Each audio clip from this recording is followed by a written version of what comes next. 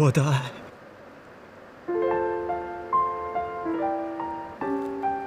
我的妻子，死神带走了你的气息，却没能带走你的美丽。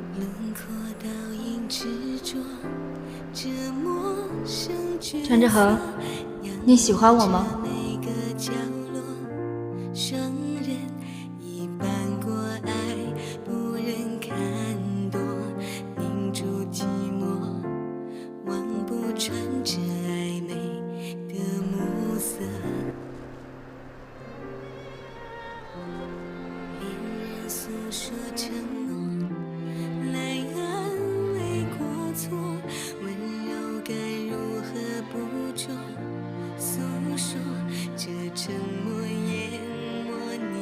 这里，就在这里，我要在这里安息，长眠在这里。我要将这不公平的命运全盘搅乱。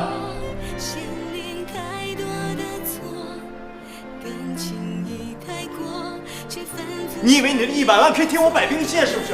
你毁掉了我一生的梦想，我毁掉是你的鲁莽和你的鲁莽为你带来的灾难。再看最后一眼，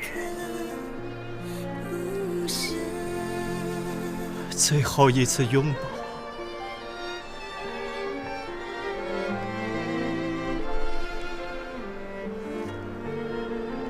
嘴唇，这个呼吸的模糊，就让这次亲吻和死神签订一个永恒的契约。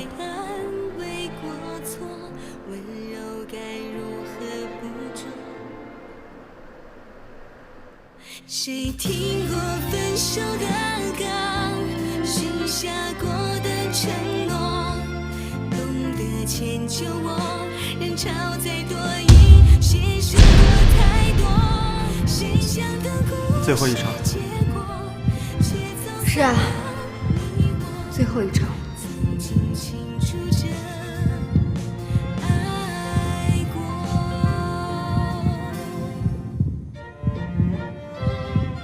我爱他，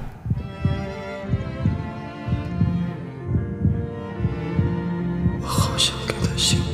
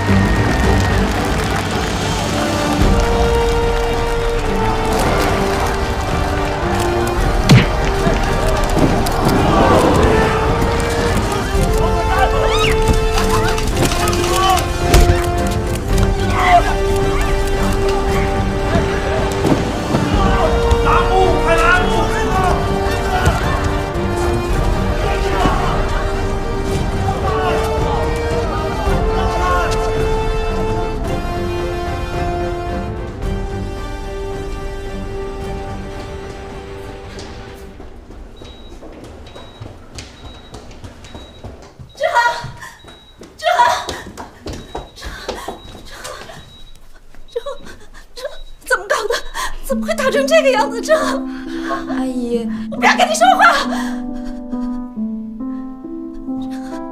医生，医生，检查结果怎么样？我儿子怎么样了？刚才做了 CT， 大脑没有损伤，只是颌骨骨裂。骨裂？这骨裂？刘一鸣呢？那剧院的人都去哪儿了？人呢？莫董，我们出去说吧。刚给志恒打了止痛和安电，让他休息一会儿。走吧。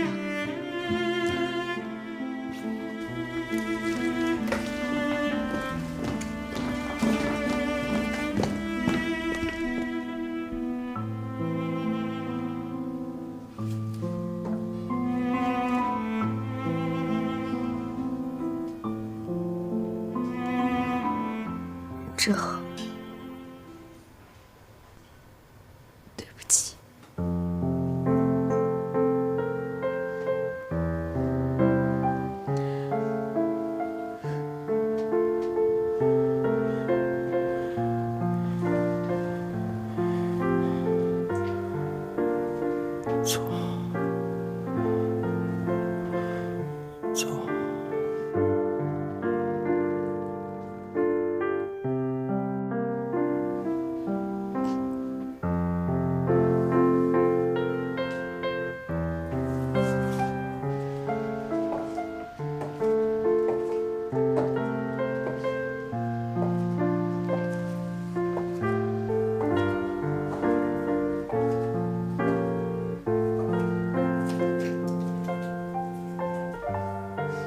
这件事情呢，我们剧院的确是负有责任啊。但是可以肯定的是，您儿子先动的手。当时现场的许多观众和台上的演员，他们都亲眼看到了。看到？你为什么不说我儿子动手的理由呢？我会保留追究剧院责任的权利。婉梅，不要冲动。再说，志恒受的伤也不是那么很严重啊。骨头都裂了还不严重啊？要把人打死才叫严重嘛！不说啊，丁院长，这样，你们先回去，以后有什么事情咱们坐下来再慢慢解决，好不好？也好啊，需要有人帮助的话，不需要。好，再见。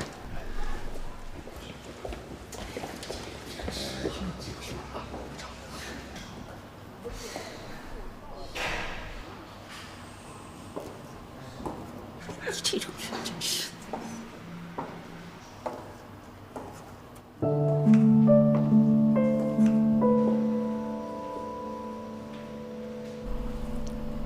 叔叔，阿姨，这件事儿，你给我一个解释。阿姨，对不起，这件事都是我不对。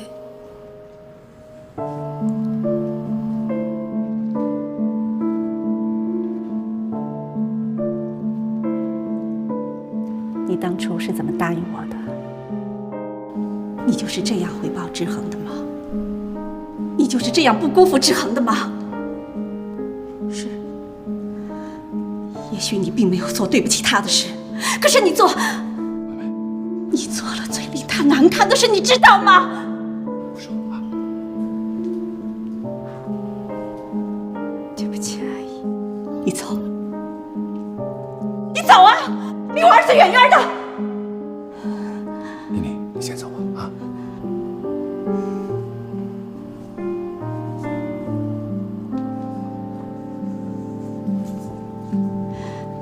从此，你给我记住，走出志恒的生活。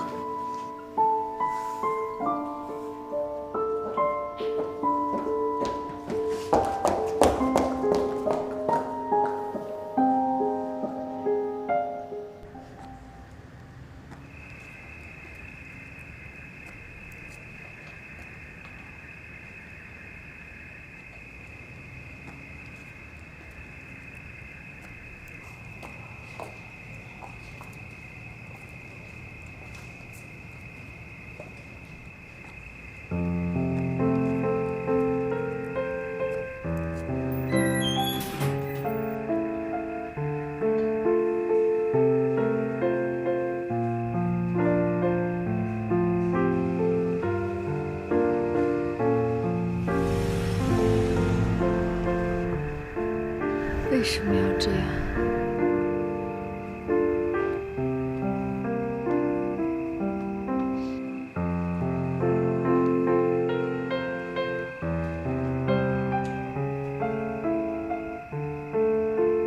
你知道你离开我身边以后，我是怎么度过的吗？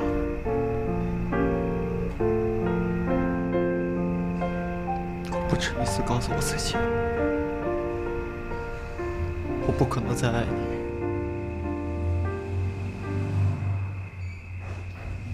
可是我做不到。谁听过分手的歌，许下过的承诺，懂得迁就我，人潮再多疑，携手过太多，谁想的故事结果，却走散了你我，曾经清楚着爱过。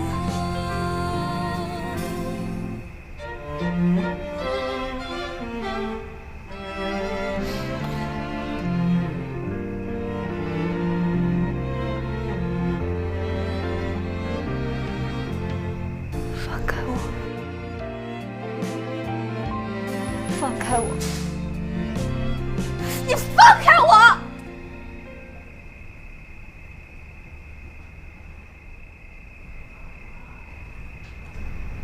你为什么还要回来？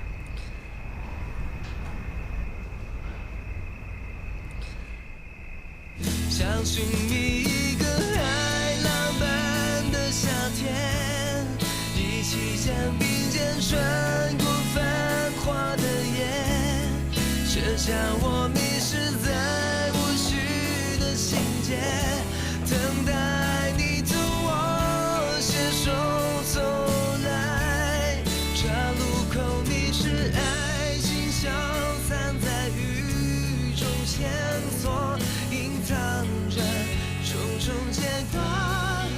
我那个世界，已无人的街，停在这一夜。为什么要回来？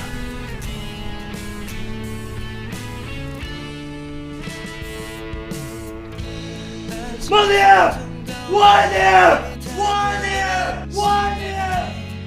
我试着淘汰所有的依赖，带着爱的无奈走开，承认感情已经漂白，相信你一个海浪般的夏天，一起将并肩穿过繁华的夜，写下我迷失在无序的情节。儿子一晚上又没回来，昨晚上是最后一场演出，今天又要走，和哥几个还不得喝一场啊？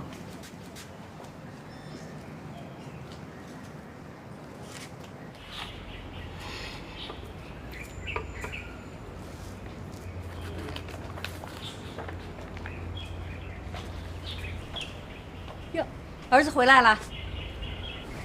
你昨天晚上去哪儿了？哟，你这脸上怎么了？妈，我没事儿，啊？怎么叫没事儿啊？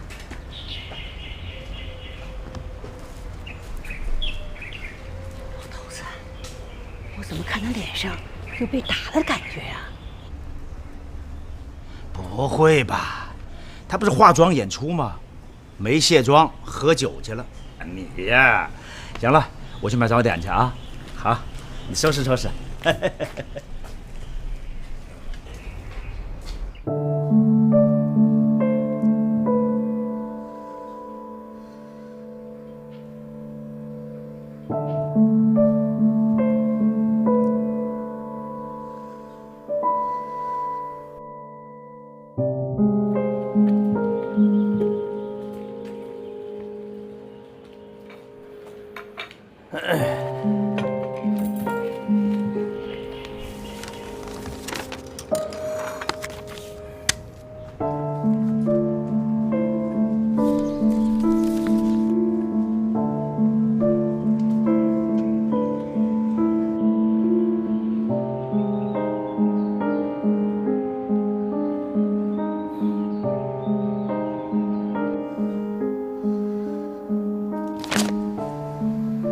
这怎么了？这是大早上这么大火？你看看，你看看吧。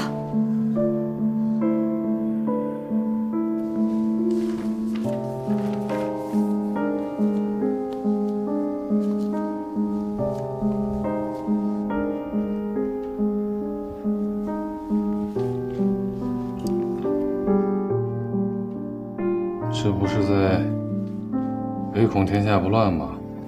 这件事情必须马上解决。你打算怎么解决啊？我在想，要不要起诉刘一鸣？不好，不好，那也要澄清一下事实吧。凭什么这么胡说八道啊？凭什么说我儿子挖墙脚啊？我儿子现在还躺在医院里呢。这样吧，我一会儿给报社主编打个电话。这新闻是要负责任的。他们不会去医院骚扰志恒吧？那你赶快先去医院吧。啊，我这就去。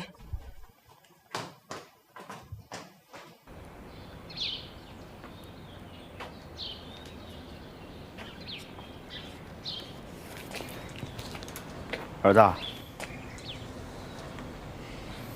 志恒的伤怎么样了？我不太清楚。离走呢还有一段时间，走之前呢，到医院去看看志恒，给他当面赔礼道歉。男子汉，敢做，敢当。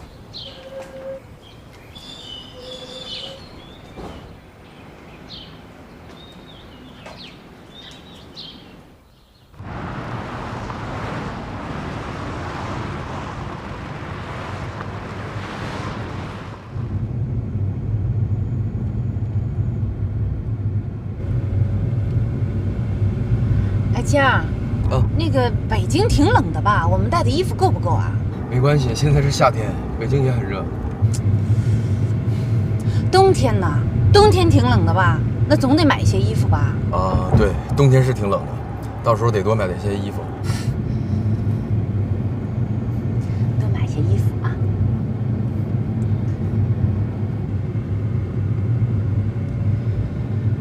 哎，海州这个小地方待了那么久，还真是待够了。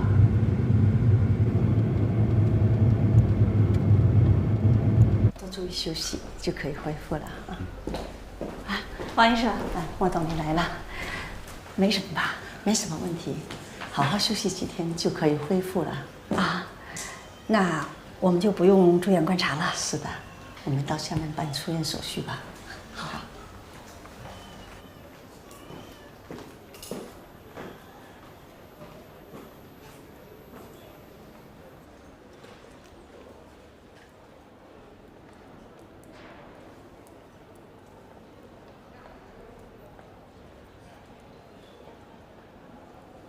没什么问题，给您添麻烦了。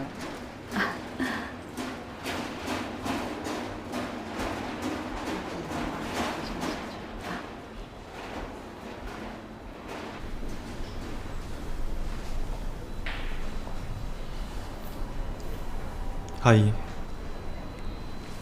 一鸣，我都不知道该说些什么好，怎么会弄成这样呢？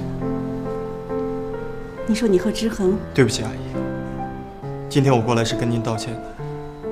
不管怎么样，在那样的场合，我比之恒大，我应该更冷静一些。你和志恒是从小一块长大的好朋友，我和你叔叔都把你当自己的孩子。我对不起您跟叔叔，希望您可以原谅我。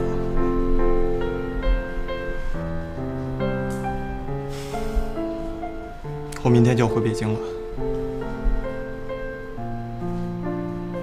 你要走？啊？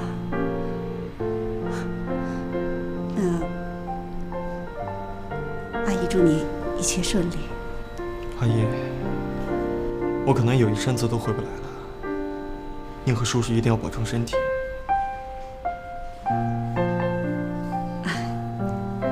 一鸣啊，阿姨有句话，不知道能不能说，也许会有一些过分。阿姨，您说。阿姨希望你尽量少回来，特别是在最近这段时间，如果一定要回来的话，最好低调些。我都懂。阿姨，我可不可以在走之前再看一眼志恒？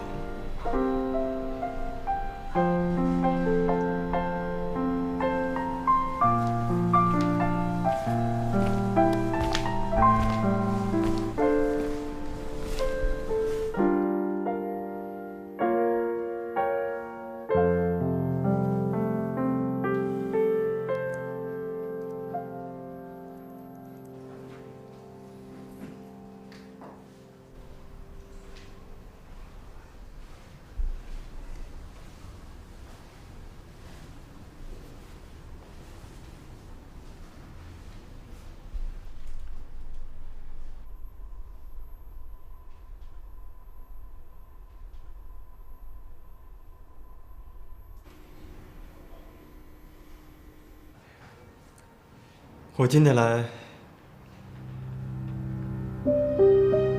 是和你道歉的。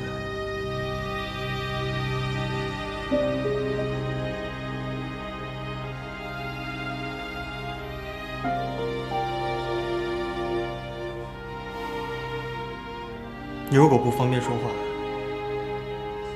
可以不说。之所以发生这样的事情，都是因为当时我不理智，和梦妮没有关系。我希望你和你的家人都不要为难她。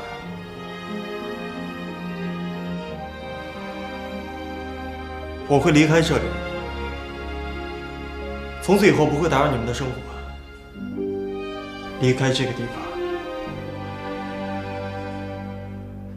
离开属于你的海州。站住！什么叫我的海州？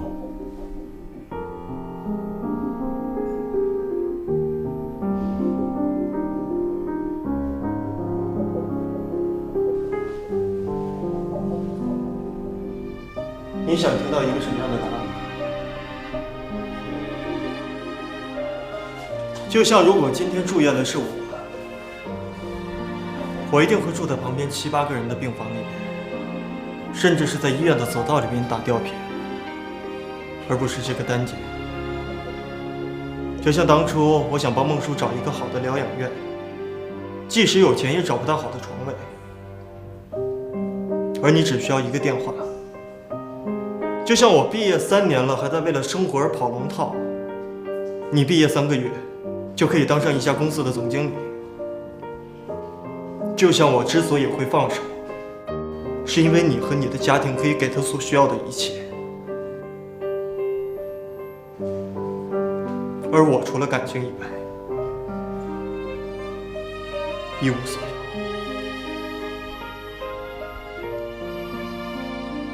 但是张志和，我一点都不记得，因为我心里面一直有一个小小的声音在告诉我不服气。如果有一天你可以离开海州去试试，完全靠你自己去试试。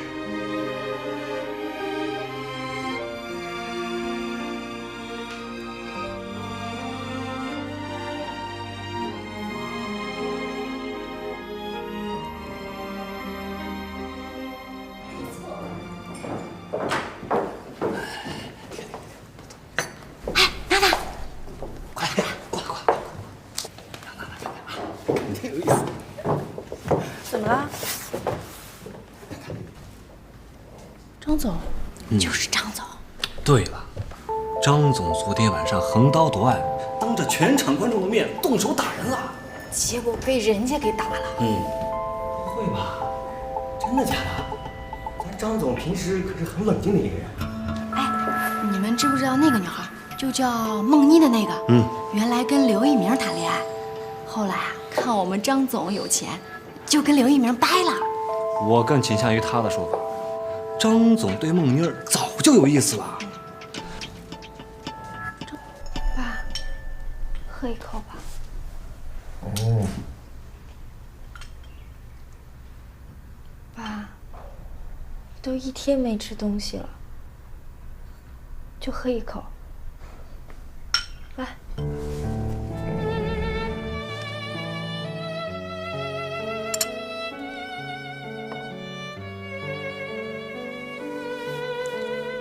爸，不是好好的吗？怎么突然拉肚子了呢？得赶快好起来，好起来我可以到处带你转转。我现在有的是时间。志恒也不理我，他让我走。你要走？我不走，爸，我就在这儿陪着你，我哪儿都不去。要不咱们回家，就咱们2个人。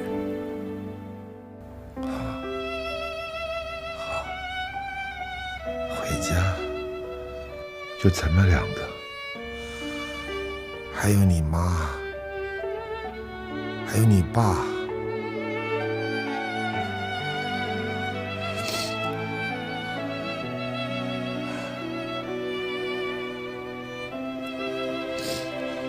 爸，我为什么会把事情搞得一团糟？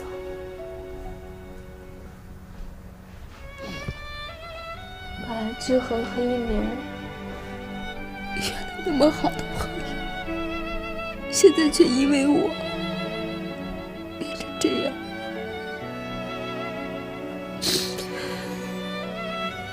我知道志恒对我好，我也想回报。可是一鸣出现在我面前的时候，我完全没有能力抵抗。他明天就要走了，我多想不顾一切的跟他一起走。可是爸爸怎么办？躺在床上的志恒怎么办？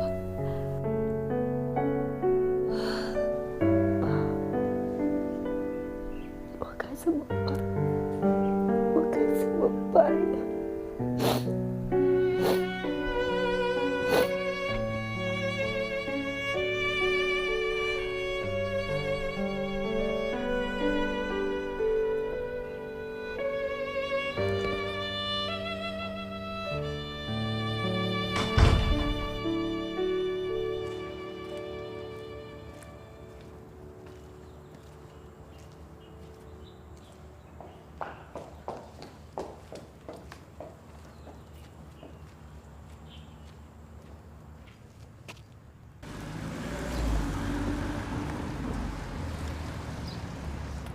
我始终觉得你转变那场戏非常不合理。队长，37场，太快了。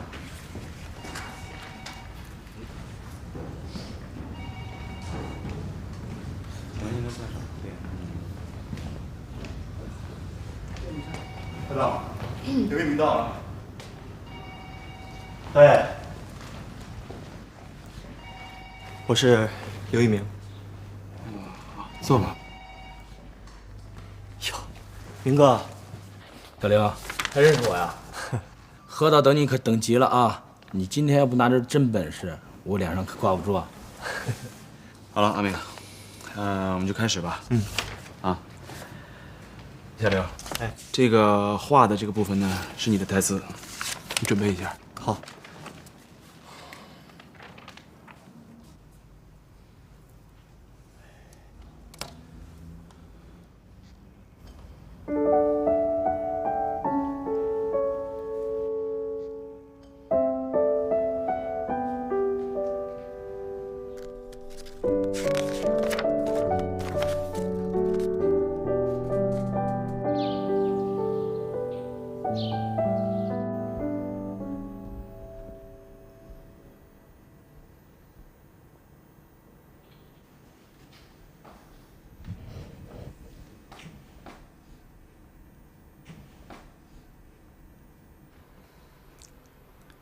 上网呢？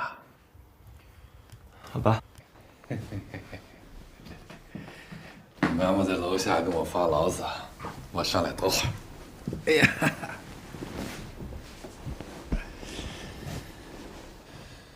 有的时候我一直在想，你们这一代人呐，没意思，生活太平淡，人生的道路又太狭窄。也许这是一个好的年代，可是造就不出完美的人生啊。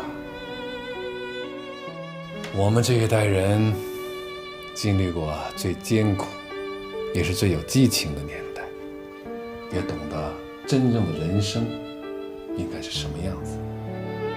所以，我现在总结出了一个道理：你不懂，这不能怪你，因为你没有时间去体验。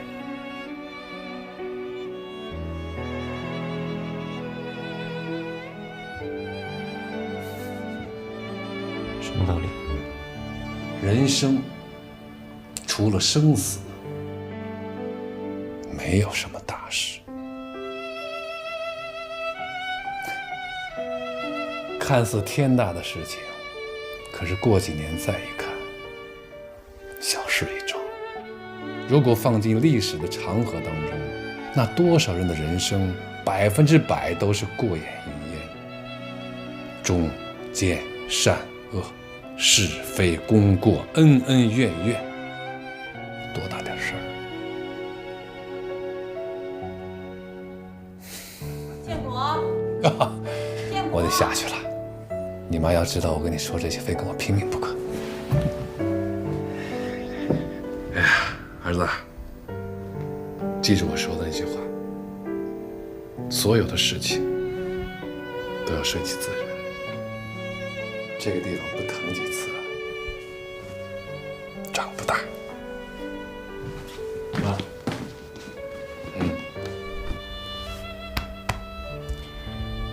谢谢你。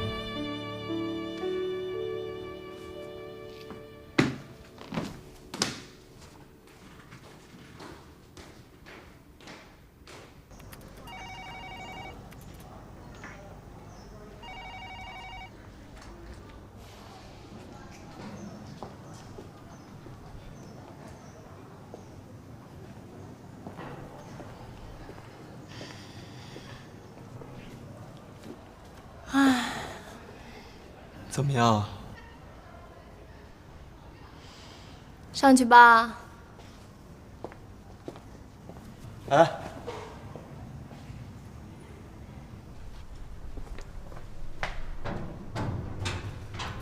非常不错，我觉得他这个骨子里有一种特别天然的东西，就很难得。不错，多谢阿明。一鸣过来了，非常不错啊！啊，这是一份演员聘用合同，你先看一下，如果没有什么问题的话，今天就签了吧。因为你是个新人，所以呢，酬金方面不会很高。不过有一点我可以肯定，这个价钱在圈子里是非常合理的。对，我没其他意思，就是这一次能跟明哥还有陈老师他们一起拍戏，我太兴奋了。行了，回去好好准备。如果拍摄顺利的话，欢迎加入何家班。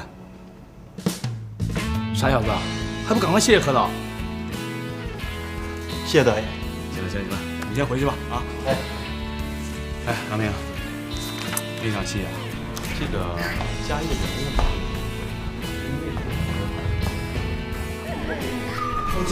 空姐，你快掐我一下，我是不是在做梦啊？我能抽你一下吗？可以啊，抽啊！真的，不是你真抽啊？不是你让我抽的吗？多好的机会呀！我马上就要和明哥还有陈老师这些一线顶级大腕合作了。对，就是你刘一鸣。演好了就能进何家班。没错。进何家班。对。我终于可以进何家。叫什么呀？真那么高兴啊？还行吧。是吗？那我跟我爸说去。哎。那我就再告诉你一个消息，过几年呢，我爸就要退休了，所以整个何家班就应该由我来接管，还高兴吗？高兴啊！真的假的呀？真的，我替你高兴了。说实在话，这2年你真的帮了我不少。如果有一天我刘一鸣真的可以帮到你，哥们儿，我在所不辞。表决心啊！先请我吃饭吧。行啊。我要吃干锅牛蛙，去了海州就2个月可以喽。去哪儿？海州，你老家。快点，门口等你。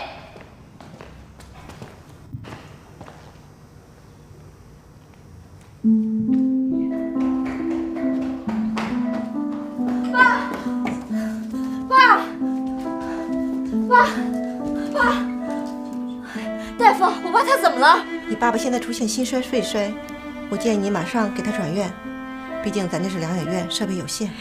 他怎么会突然变成这样的？你爸爸老年痴呆症的病情发展的太快了，现在引起各脏器的衰竭，必须马上转院。那我现在怎么办？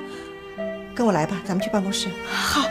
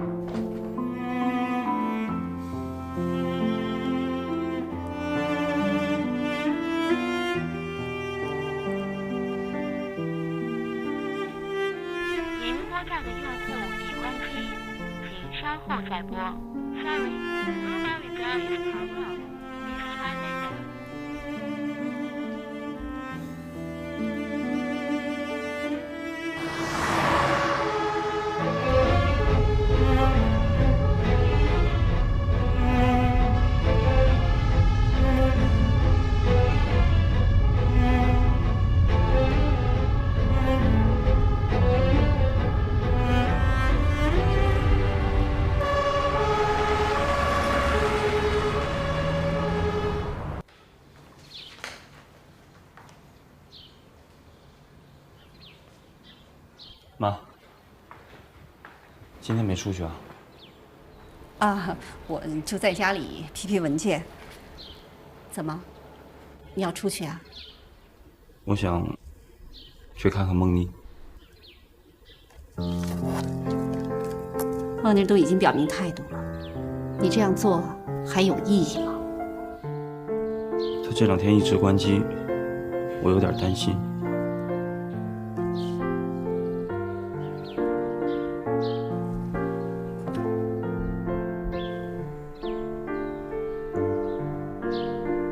儿子，从小到大，你都是个有理智的孩子，怎么遇到感情的事情就犯糊涂了呢？要学会适可而止，该放手的时候就要放手。人家都关机了，你再找上门去，这不就变成一种纠缠了吗？啊，好了，志恒，听妈的没错。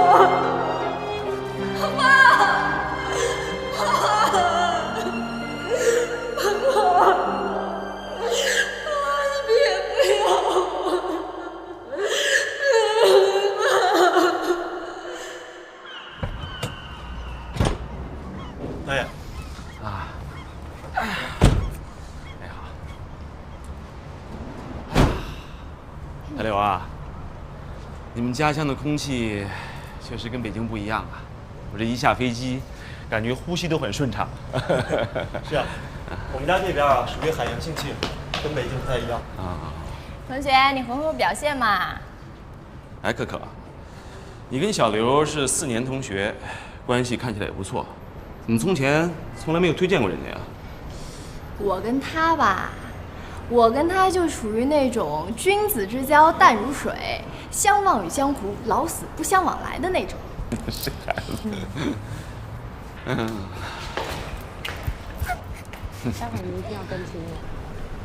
媒体的消息真够快的，一定是冲咱们大腕来的。这不还有您的吗？副导来了！哎，何导来了！哎，何导来了！您好，何导，您是第一次来海州拍戏吗？哦，海州原来也来过，不过是10多年以前，你们还都是孩子呢。啊，您的几位主演范传涛老师、宋小兰老师，还有吴大明老师，他们都在海州跟全程吗？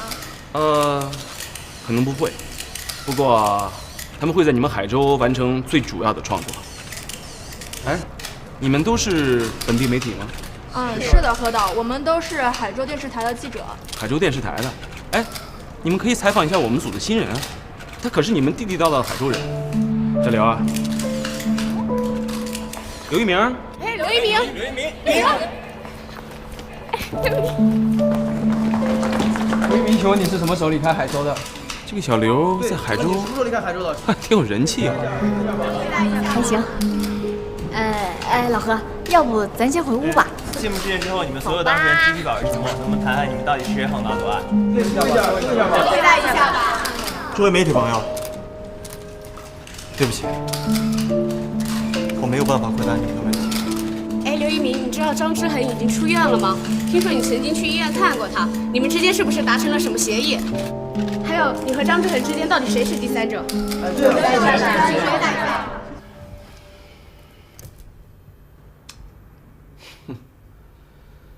你说你这个同学刘一鸣还真是个风云人物啊！哎，那你是什么时候知道的呢？我吧，也才刚刚知道，就在机场的时候他才跟我说的。可他跟我签约的时候可是一个字儿都没提。他那会儿禁锢着激动了，哪还知道别的呀？就你能给你的同学大马虎眼？真的，您还不相信我吗？相信你，反正我知道啊，你是最善于巧妙过滤信息的。还行。老何，你看吧，我是你亲闺女，我能帮着别人吗？也不管你帮谁，你说现在该怎么办？怎么办？还不多怨您？本来我已经跟他说好了。让他到了海州之后低调低调再低调，看到媒体啊一定躲得远远的，不许乱说话，不许乱动。结果可好，您一到这儿就给他来个隆重推出。好了，现在所有人都知道他回海州了。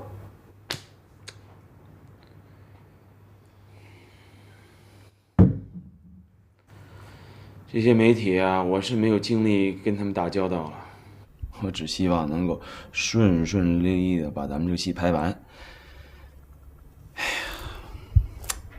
也是刘一鸣这小子没福气，本来我是看着是你的同学，想推他一把。哎呀，真不知道他现在怎么样了。谁知道啊？只有让他自己自求多福吧。自求多福？现在自求多福的应该是我。希望他不会给咱们拍摄带来太多的麻烦吧。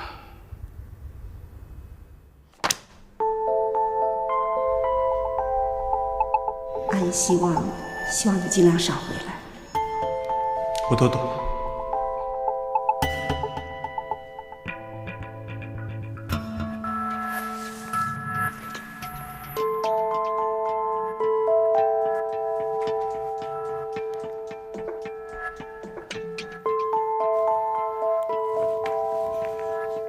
喂，小杨，啊，请你去帮我查询一件事情。这个标题：罗密欧重返海州是挑战还是复仇？你看这个感情的问题说不清啊。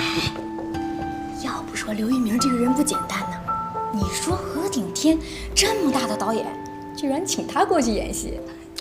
我看这回啊，像是有点来者不善的意思啊。我看未必吧。这俗话说强龙不压地头蛇，在海州，即便是有大导演给他撑着，有张家给他镇着，我看呀也翻不出什么大浪。那可不一定。张总，张总，读报时间，继续。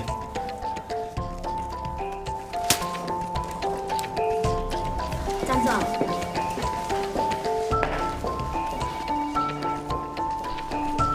张总，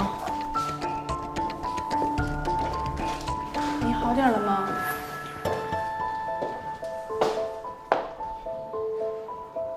川娜，谢谢你。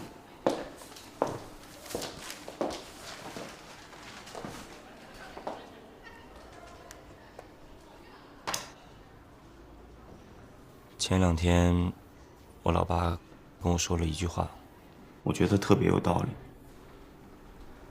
人生处死无大事。你能把这些事情看那么淡，真为你感到高兴。我去给你倒点喝的吧。不用了，能陪我聊会儿吗？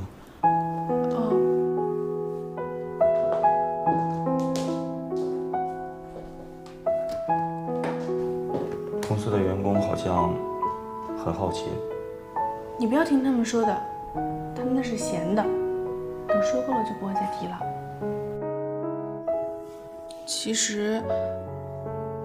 其实您可以说话。说什么？事实啊。我自己都不知道，到底什么是事实。事实就是……说吧。张总，如果我说的有什么不对的，你不要生气啊。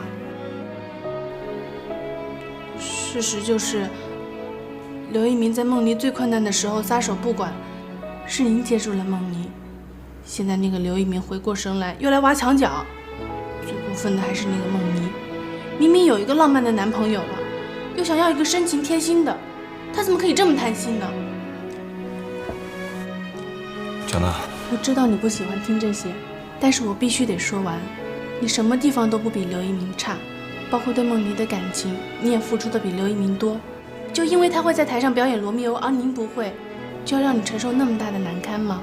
换做任何一个懂事的女孩子，这个戏她就根本不应该参与。好啊，既然事情发展到这个地步了，他为什么不跟刘一鸣走呢？现在刘一鸣再回来，是为了表示他对梦妮有多在乎吗？早干嘛去了呢？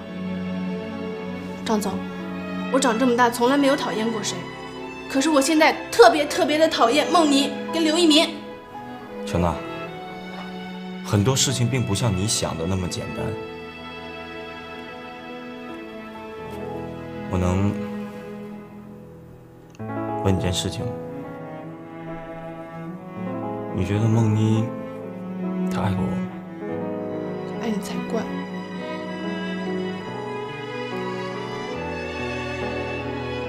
对不起。没关系。那你觉得她喜欢过我吗？很短的时间也算。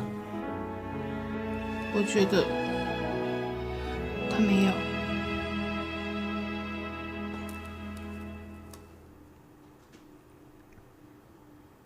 那我在他眼里算什么呢？宝贝。一个可以满足他任何愿望的宝贝。要钱有钱，要地位有地位，还有那么多的爱心和耐心。人家都在那跟旧情人排戏调情去了，你还在这车接车送。乔娜，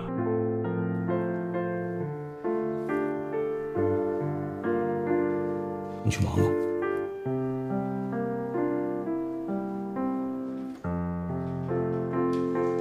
程总，我是不是说的有点多了？没有，我想一个人待会儿。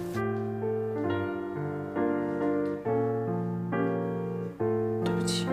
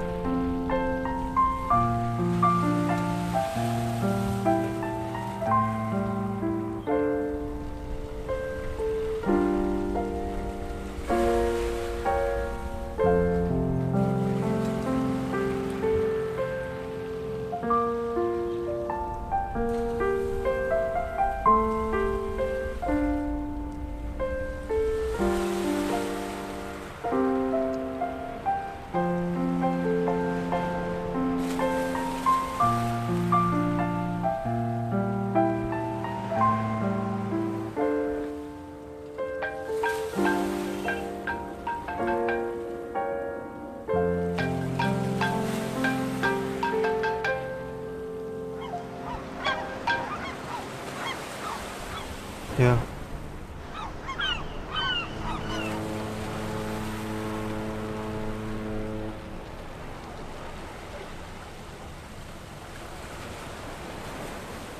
是你吗？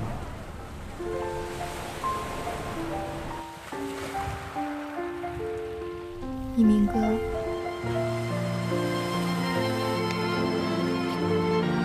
我给你打电话，为什么一直关机啊？你在海州吗？我在海州。你不知道吗？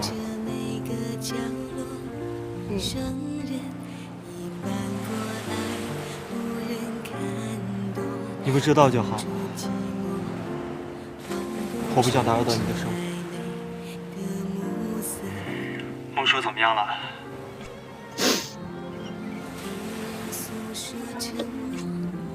我爸他挺好的。出什么事了吗？没事儿。妮儿，发生什么事了？你告诉我。是不是张志恒他们家人欺负你了？没有，都挺好的。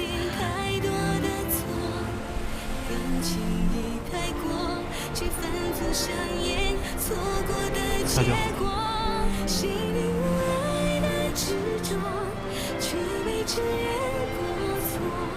其实我回来想第一时间去看孟叔，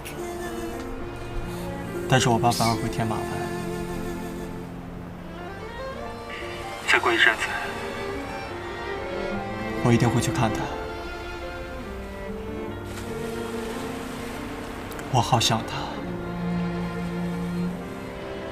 那我先挂了。等一下，别再让我找不到你。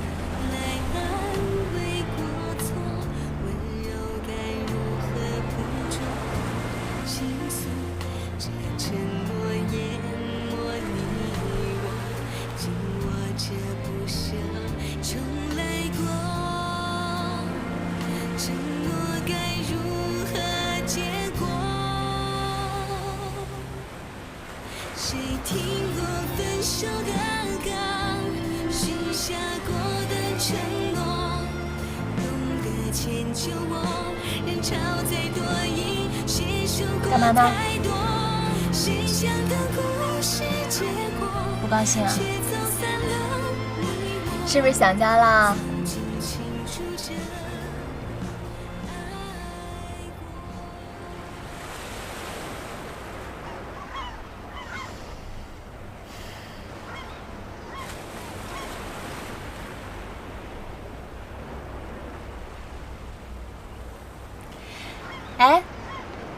你们海州的记者挺专业的，对想要采访的人几乎是了如指掌。哎，跟你说话呢。海州呢，就这么大个地儿。刚才在楼下跟记者闲扯了一会儿，听到你们仨好多八卦呀。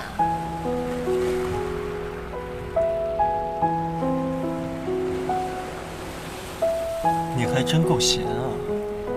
要不是跟你有关，我才懒得搭理呢。你说你现在跟莫妮什么关系呀？到底是破镜重圆了呢，还是擦身而过？张真恒又算什么？我再跟你说最后一次了，别再跟我提这事儿，再说的话就不是兄弟了。够狠！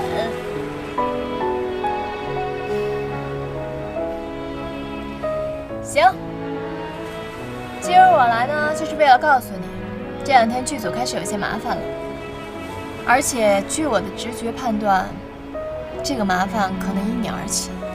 开什么玩笑啊！我在剧组里面大门不出二门不迈，这个剧组里面我除了你就认识何导，跟我有什么关系？你自己也说了，海州就这么大，认识你的人可多了去了。什么意思？我现在也只是猜测，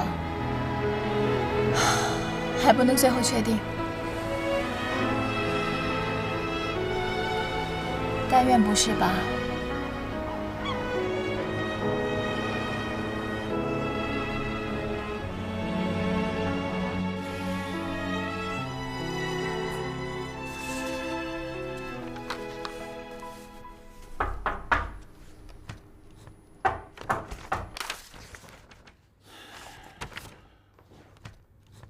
何导，您看看这些衣服，按说都是厂家提供给咱们的，但现在来的样衣不是肥了就是瘦了，不是长了就是短了，这让演员怎么穿啊？你是让我帮你改衣服呀？啊，衣服不合适你找人换去，你找我干嘛呀？说了好几天了，这都没换回来呀。你找制片人去。那先走了，导。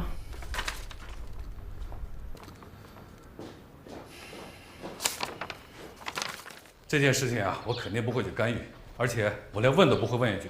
哎，我告诉你啊，你也不要去干预。为什么呀？啊，为什么呀你？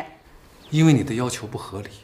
人家一个剧组来我们海州拍戏，已经通过正规的渠道和政府有关部门取得了联系，一切都合法合理，你让我怎么过问？少给我打官腔！婉梅，你是不是太感情用事了？为了儿子，我只能感情用事。可你这样做对儿子一点好处都没有啊！爸妈，怎么了？没事。刘一鸣回来了，你知道吗？婉梅，干什么呀？为什么要瞒着儿子啊？我们不告诉他，他就不知道了吗？我知道，下午媒体到公司找过我。什么？记者都去公司了？你看看，你看看，这叫什么事儿吗？这叫我们一家3口在海州，那是行得正坐得端，现在弄成这个样子。刘一鸣走的时候说的好好的，说近期不会回来，绝不会给我们家造成困扰。结果呢？啊，扭头就回来了，而且是高调返场。可现在有问题的是刘一鸣，跟剧组没有任何关系。你可以找刘一鸣解决问题，可不能干涉人家剧组的正常工作吧？我现在跟那个刘一鸣说不着。不管怎么说，你这样做是不对的。人家剧组有正常的拍摄许可，你就不能影响人家的正常工作。那我也告诉你，剧组如果在其他地方拍戏，是跟我没有关系。可是他在海州，在我的眼皮子底下，这件事情不解决，我就是给他们过去。那你说究竟要怎么解决？我要让那个刘一鸣当众给志恒道歉，澄清事实。志恒，志恒，志恒。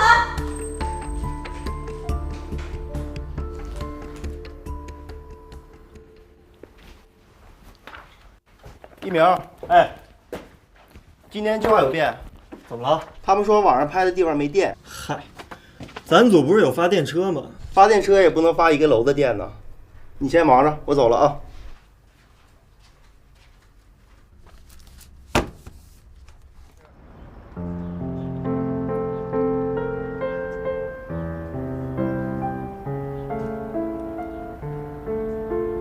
难道在梦妮眼里，我也始终只是一个只会依靠父母和家庭的阿斗？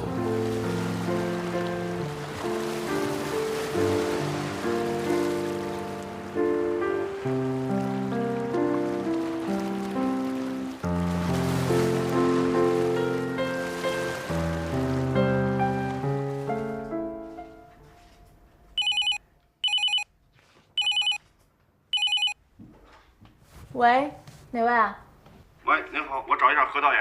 啊，你等一下，老何，外联直接。喂，怎么样？喂，何导演，我想跟您说一下，今天咱们这景拍不了了。我知道了，改拍室内，拍那个大宅子。大宅子也拍不了了。为什么呀？人家自己家的亲戚要用那块地儿结婚呢。怎么又出现个结婚了？不都定金都付了吗？人家说定金可以退给咱们，但是就是不想让咱们用那块地儿。当初你们是跟人家是怎么谈的呀？何导演，您别着急，我去了解一下情况，然后通知您，好吧？哎，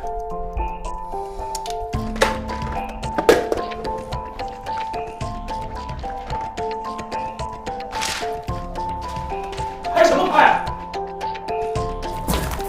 拍什么拍？订机票去，回北京。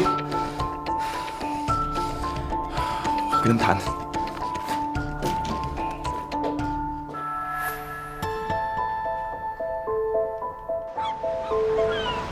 张志恒他们家是不是在海州特别有影响力？那就难怪了。我在想，剧组现在遇到的麻烦，是不是和他们家有关？我觉得应该不会，他爸妈人特好。这不是人好人坏的问题。我问你，是不是那事儿出了以后，你没跟人家道歉？我道了。真的假的？真的。那就奇怪了。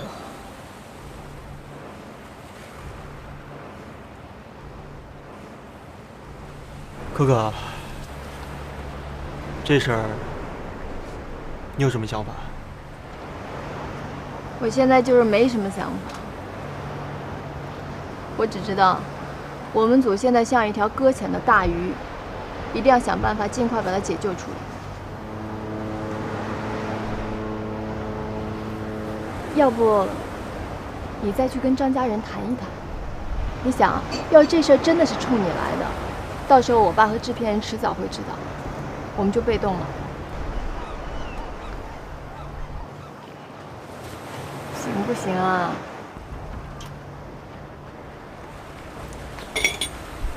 让我再想一下。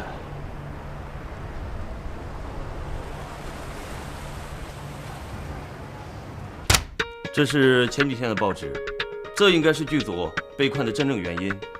据我所知，张家在当地不仅非常有声誉，更重要的是还非常的有人缘。你说这都什么破事儿？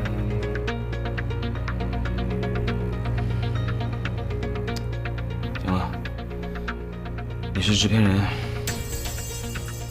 你说怎么办吧？很简单，换人。刘一鸣一走，我相信啥事儿都没了。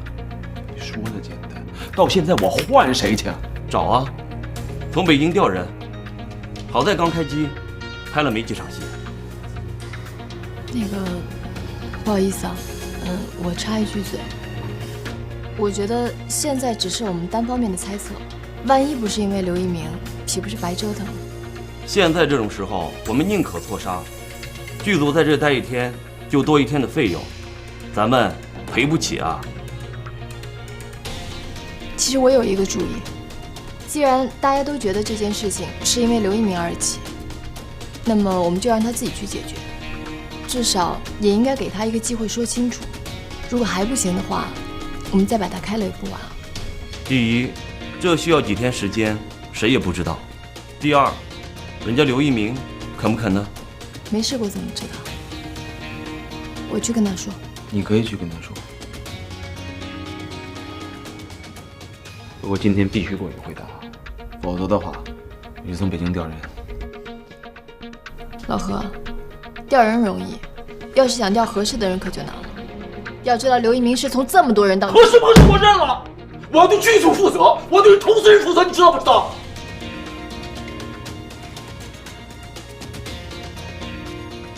我明白了。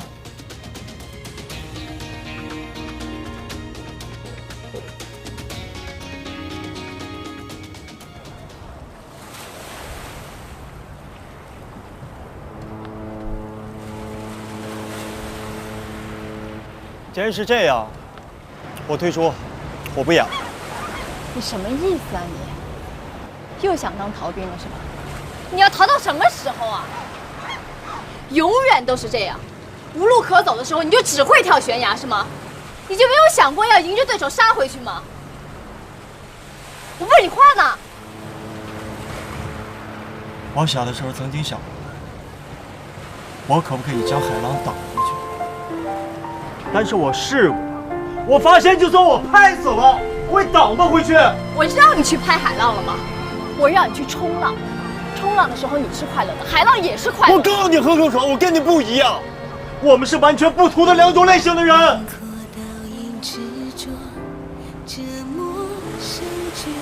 我从小在海边长大，但是我没想过要拥有一个冲浪板。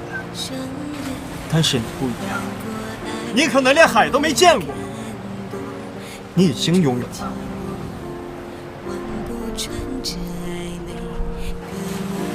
行，我明白了。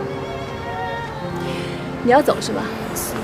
请走，请便，带着你的自爱自怜走得远远的。我知道你说这些话的时候心里是怎么想的。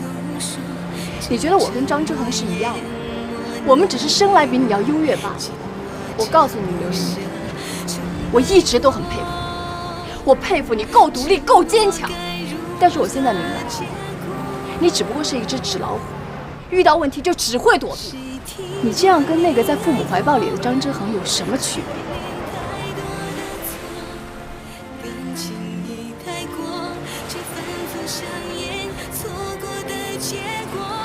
今天晚上10点钟，如果我等不到你的电话，我就给你订回北京的机票。放手这一刻，不是